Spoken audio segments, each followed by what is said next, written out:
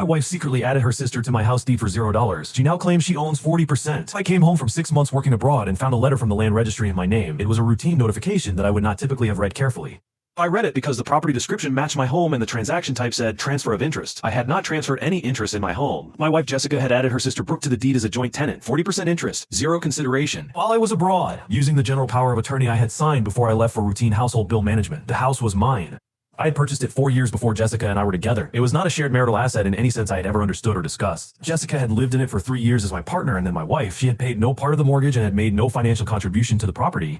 She had taken a document I signed for paying council tax and used it to give 40% of my home to her sister. When I confronted her, she said, Brooke needed security. She has children. I was protecting our family. When I told her the POA did not authorize property transfers, she said, you would have said no if I asked. Sometimes love means doing what's right even when the other person doesn't see it yet. She had known I would refuse. She had made the decision for me. She had used my own legal instrument to make it irreversible, or so she believed. If you've ever had someone use the legal authority you gave them for one thing to do something you never authorized, drop it below. Because the specific violation of a power of attorney is one that happens inside the most trusted relationships and is almost never caught until the letter arrives. The solicitor I engaged challenged the transfer on 3 grounds: scope exceeded, absence of independent legal advice for OP, and zero consideration, making the transfer an unregistered gift requiring separate authorization. The conveyancing solicitor who had processed it without verification was referred for disciplinary review.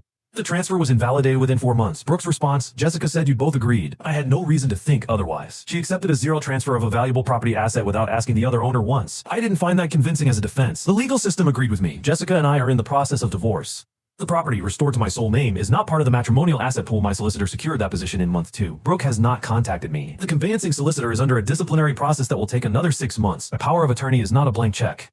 The person who uses it for something it was never authorized to do has already told you what they think of the trust that gave it to them.